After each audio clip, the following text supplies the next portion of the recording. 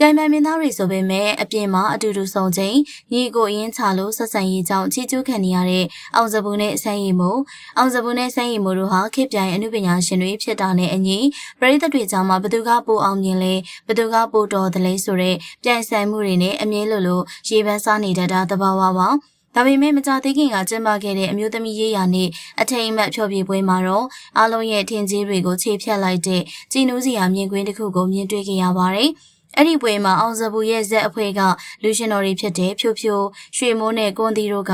စမ်းရည်မိုးကိုတွေ့တဲ့အခါမှာပြိုင်ပန်မင်းသားတယောက်လိုမဆန်းဆန်းပဲစမ်းရည်မိုးကလွဲရင်ဟင်းအင်းဆိုတဲ့သချင်းကိုတီးဆိုပြီးတော့အရန်ကိုရင်းရင်းနှီးနှီးနဲ့ချစ်ချစ်ခင်ခင်နှုတ်ဆက်ခဲ့ကြပါတယ်။ပို့ပြီးတော့ထူးခြားတာကတော့အောင်စပူကိုယ်တိုင်မှာအောင်စပူကစမ်းရည်မှုနဲ့ထိတ်တိုက်ဆုံတွေ့တဲ့အချိန်မှာပြိုင်ဆိုင်မှုတွေကိုဘေးဖယ်ထားပြီးတော့ညီအကိုအရင်တွေလိုနွေးနွေးထွေးထွေးပွေဖက်နှုတ်ဆက်ကအမတ်တရဓာတ်ပုံတွေရိုက်ကူးခဲ့တာဖြစ်ပါတယ်ဒီမြင်ကွင်းလေးကပရိသတ်တွေကြားထဲကအထင်မြင်လွဲမှားမှုတွေကိုအဆုံးသတ်ပေးလိုက်တယ်လို့ပါပဲဒါအပြင်ပရိသတ်တွေကသာအချင်းချင်းပြိုင်ဆိုင်နေကြတာဇက်သပင်လောကသားတွေကတော့တယောက်နဲ့တယောက်မနာလိုခြင်းမရှိပဲရိုင်းပင်းချစ်ခင်ကြတယ်ဆိုတာကိုသူတို့ကသက်သေပြလိုက်တာပါအောင်စပူနဲ့ဆန်းရည်မိုးတို့ရဲ့ဒီလိုမျိုးရင်းနှီးတဲ့ဆက်ဆံရေးပေါ်မှာပရိသတ်ကြီးတို့အနေနဲ့ဘယ်လိုထင်လဲဆိုတာမှတ်ချက်ပေးခဲ့ပါအောင်ရှင်နောက်နေ့တပင်ရာသီမှာဆန်းရည်မိုးကပါဇက်ထောင်ပေးမယ်လို့ပြောလာတဲ့အောင်စပူဇက်မန်နေဂျာကိုကျော်စီရ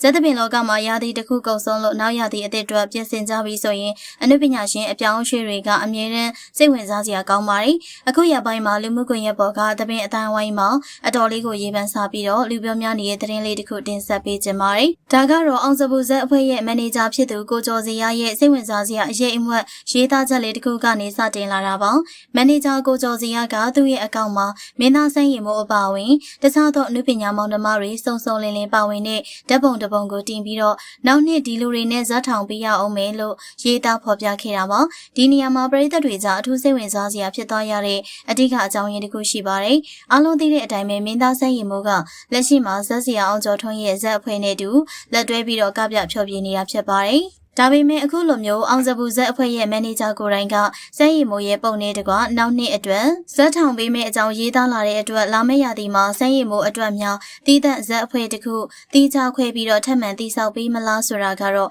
ပရိသတ်တွေကြားမှာတကယ်ကိုစိတ်ဝင်စားပြောစမှတ်ပြုစရာဖြစ်လာပါတယ်။တချို့ပရိသတ်တွေကတော့လာမယ့်ရာသီအတွက်အပြောင်းအလဲအသစ်တွေနဲ့အတူစမ်းရည်မိုးအတွက်တီးသန့်ဇက်ဖွဲ့ပေးမယ်ဆိုရင်ပို့ပြီးတော့အားပေးခြင်းကြပါတယ်ပရိသတ်ကြီးအနေနဲ့ရောအောင်စပူဇက်အဖွဲ့မန်နေဂျာရဲ့ဒီစကားပေါ်မှာဘယ်လိုထင်လဲတကယ်ပဲစမ်းရည်မိုးအတွက်ဇက်တီးတန့်ထောင်ပေးနိုင်မလားဆိုတာကို comment မှာဝင်ရောက်မှတ်ချက်ပေးခဲ့ပါအောင်ရှင်